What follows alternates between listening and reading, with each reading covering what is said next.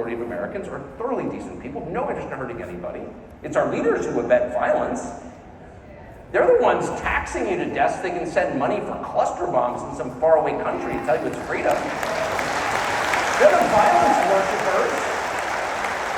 They're the people who love killing other human beings because it makes them feel like God. And corporate media, they're handmaidens. So they're the ones telling you that you can't be trusted with a device designed to protect yourself? Why are they telling you that? Because once they've disarmed you, you can't fight back. That's why they told you that.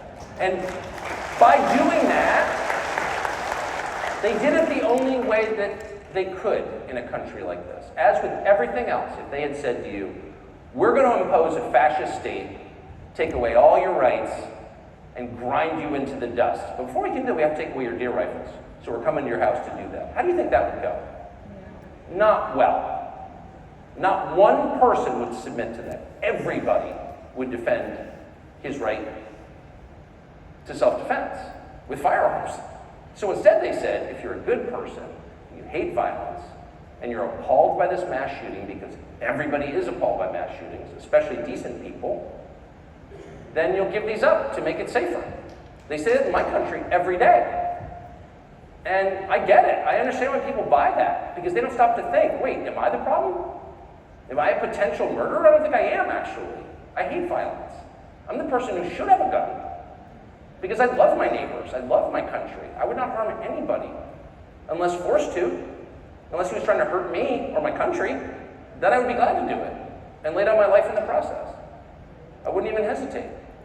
But I would never harm someone, an innocent, ever. I hate that. The people telling me to give up my guns, they're the ones who are harming innocents, actually.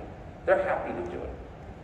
So you have this weird inversion where the worst people in society, the least compassionate, the least kind, the people who leave the smallest tips in restaurants, the people with the unhappiest wives and children, the people who berate their employees, who feel the least sadness when they see a homeless drug addict on the sidewalk, the people with really very little human feeling at all, or love of other people, those people somehow are able to pretend that they're the best people. The compassion merchants, I care. I care more than you do. I care so much. And they get away with it. And they get away with it, as someone shouted out correctly, because they somehow control the means of mass communication in all of those countries. The corporate media, who, by the way, and I can say this having spent my life in it, like every day of my adult life from the age of 22 to 55, I have worked for the media. Obviously, I'm ashamed of that. I'd be much prouder to have been a stripper or something. I work in the asbestos business. That's way better. I sell liquor to children. Even that, better. But I spent my whole life in the media, and I can tell you that it's not a matter of getting it wrong or even of being aligned with a political party or being partisan, which they are, of course. I don't even have a problem with that. The problem that I have is they lie, knowingly, on purpose, in order to deceive people. And they're doing that for what reason? What? To hurt you. I guess that's kind of the takeaway. If you connect all of the threads in what's going on throughout all of our countries, what government is doing, and not just government, the people aligned with government, the richest people, the NGOs, the media, the people with the overwhelming majority of the power in our society. If you add up everything that they're doing to the countries that we live in, the picture that emerges is one of profound hostility. These are not just mistakes. These are acts of violence against the people who live here. And I'll give you just a perfect example. The main concern, if you ask any person in his 20s, in any of those countries, the main concern of a young person is not ideological.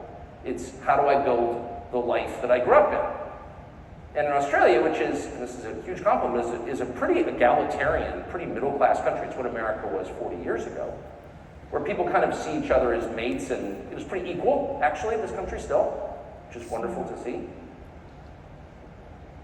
Most people in their 20s are trying to build the middle-class life they grew up in, and the basis of that life is a house.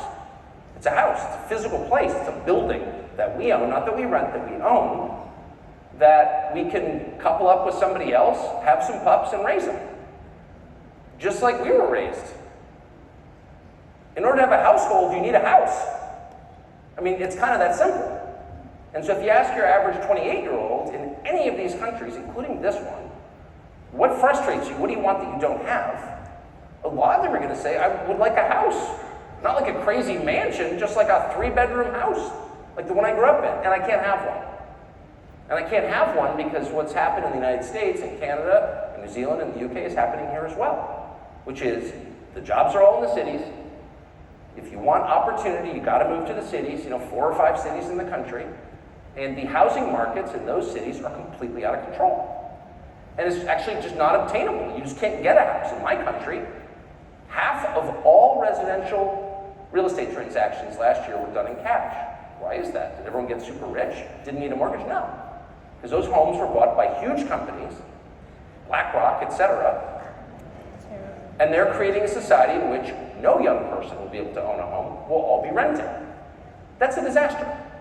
And it's one of those disasters that, though it is core to people's concern, that's the thing people actually worry about, particularly at that age, young people, our future, no one ever mentions. So that's a huge problem. There are many reasons why this is happening. But if you were a government that cared about its people, you would think deeply, how do we help? How do we fix this? What are they doing instead? In your country, they supported 1 million new people. 1 million in a country of 26 million. So you got to ask yourself, and by the way, this is not an attack on those people. I think Australia is awesome. I would like to move here. So I don't judge anyone for wanting to move here. I'm sure the whole world would like to move here, and may, if you don't get a new government. But again, it's not an attack on those people. I get it. And I feel this way about the United States, too. Of course you want to move there. It's awesome. But when people do move there, they need somewhere to sleep. And so the most immediate and obvious effect of mass migration, the number one most obvious effect, doesn't matter if all of them are rocket scientists with clean criminal records, or if all of them are gang members who are getting ready to kill you, it's the same effect. They need somewhere to sleep. And so the immediate effect is rising housing prices and an exacerbation of the core problem in our society for young people, which is I can't afford to live.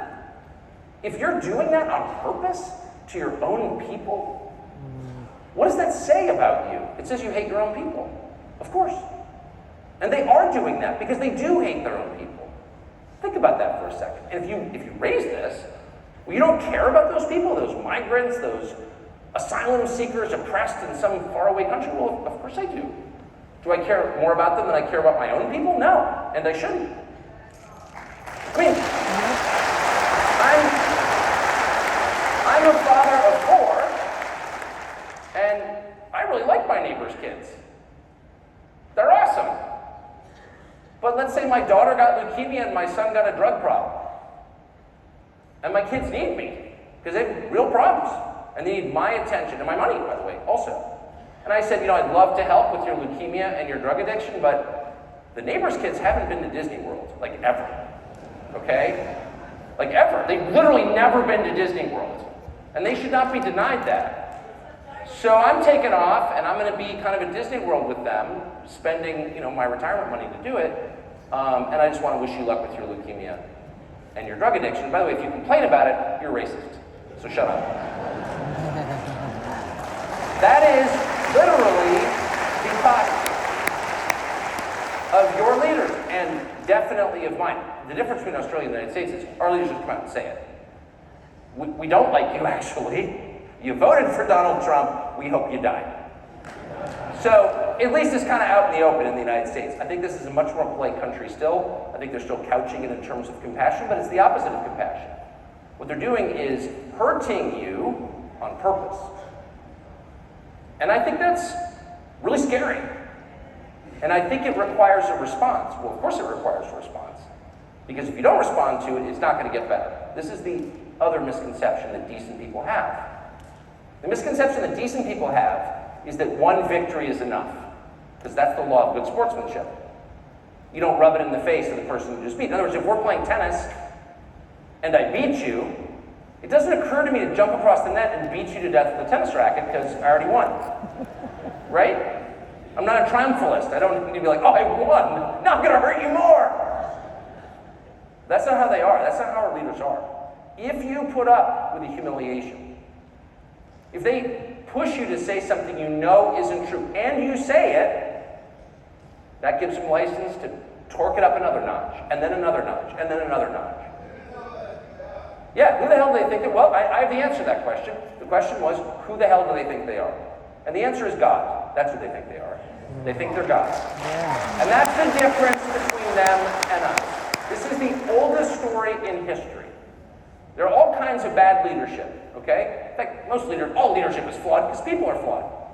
There's a sort of bad leadership where people of good faith make unwise decisions. You see it all the time. You've probably done it. I've done it many times. As a father, as an employer, as a stupid talk show host, I have said things that are wrong. Haven't meant to, I did. But there's another kind of leadership that's far more sinister and far more destructive, and it's informed by something called hubris. And hubris is the mistaken belief that you have powers that no human being possesses. Powers of wisdom and foresight, authorities that no person possesses. The belief that my will be done. Taking for yourself the powers reserved only for God. And throughout history, the most destructive leaders are seized by that delusion, that they have power that no human being possesses.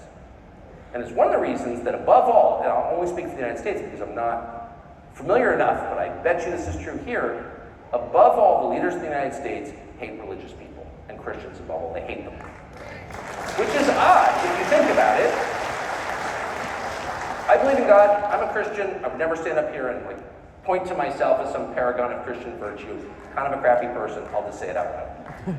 So, I'm not holding myself out as an example of lived Christianity, but I am a pretty close observer of things.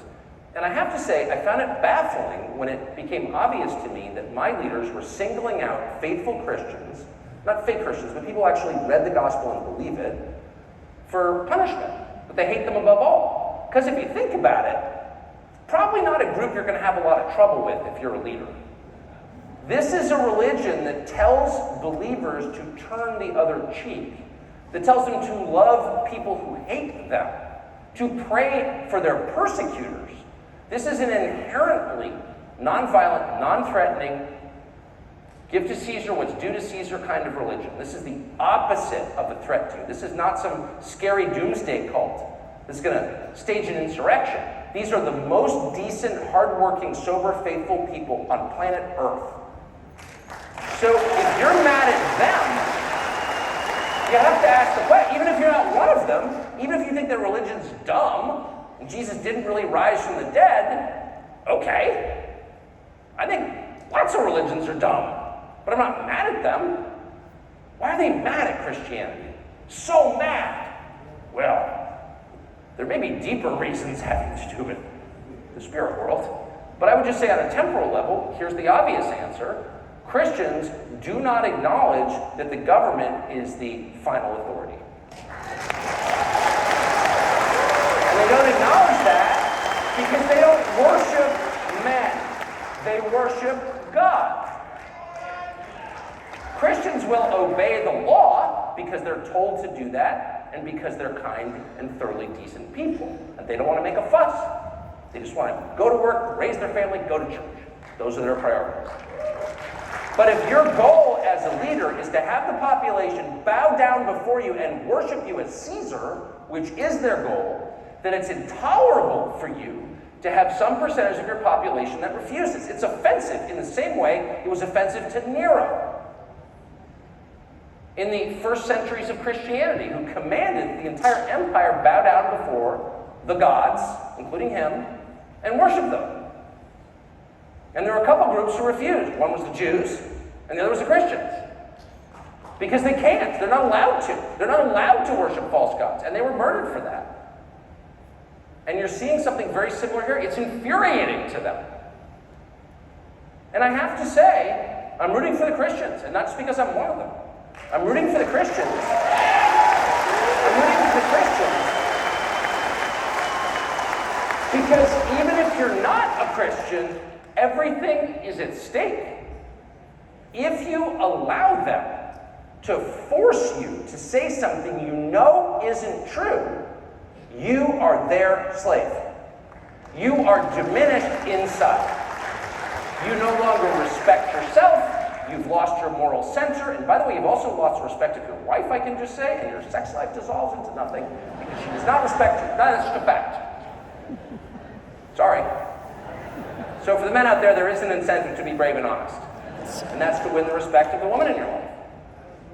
Yeah, they know when you're weak and they don't like it. That's the whole point of the trans lunacy. That's the whole point.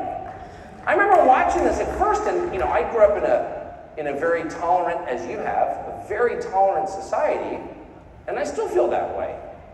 You've got a weird, freaky personal life. First of all, I don't want to hear that much about it, but I'm not going to stay up late thinking about it or being mad at you about it. I get in bed at 9:30 with my wife and 4 dogs, and I'm kind of happy doing that. Very conventional life. But I worked in the media all my life. Talk about freaky personal lives. Oh my gosh. But my view always was, that's your thing.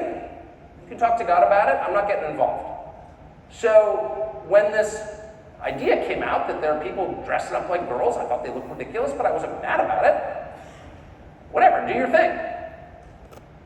Everything changed the moment they required me to say something that was demonstrably untrue, which is that men can become women. And at that point, I thought, well, that's really different. That's different from the thing that you promised me. What you promised me was a world of tolerance where people who have different types of lives, or lifestyles as they call them, can live in harmony with one another. Well, I'm totally for that. I will always be for that. I will never force anyone to live like I do or share the beliefs that I have, because I believe each person is a human being. So I can't force my beliefs on somebody. That's a Christian view, by the way. Tolerance is a Christian precept. If another person is created by God, how dare you force a belief on that person? Faith is a choice. It's a decision you have to make. It cannot be imposed. I really believe that.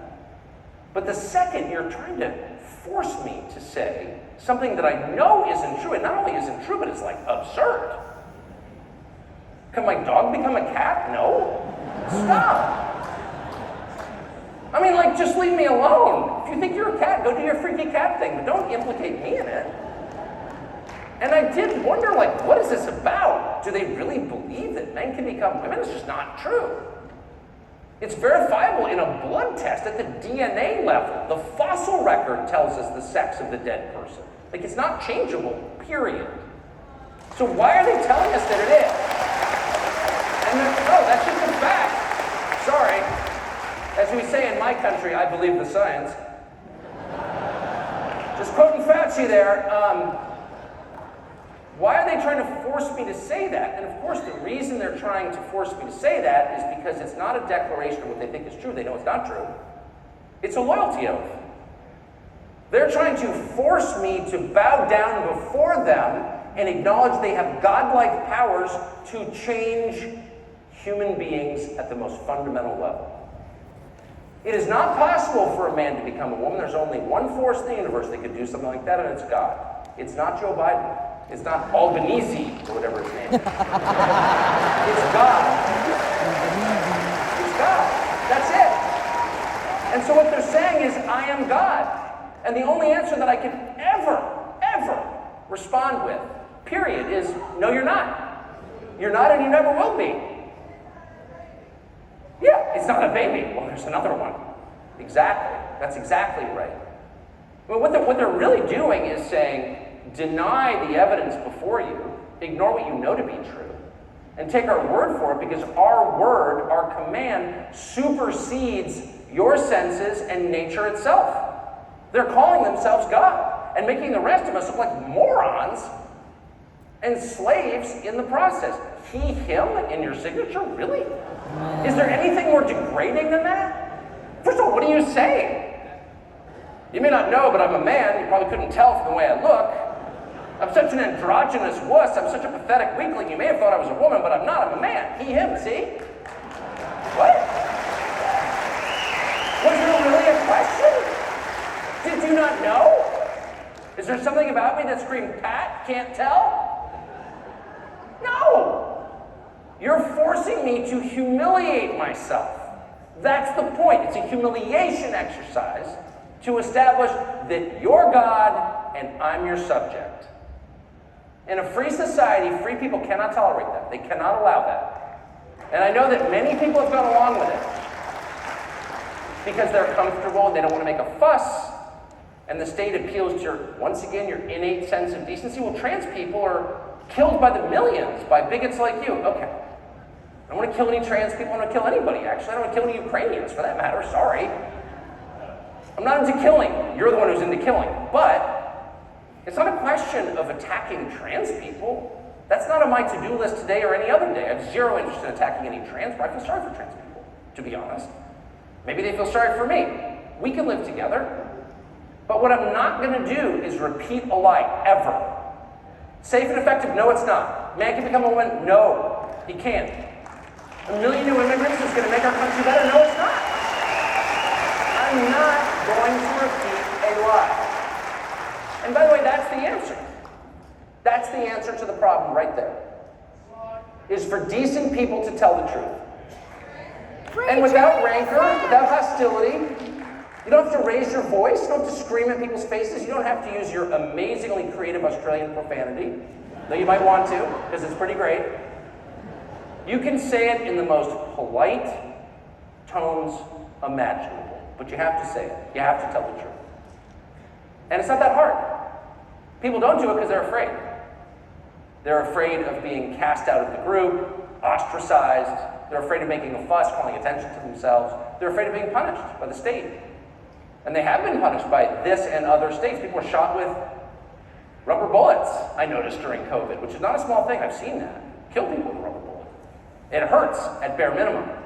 In my country, they're putting people in jail for disobeying and disagreeing with the ruling regime, including the leading presidential candidate who's being sentenced on July 11th.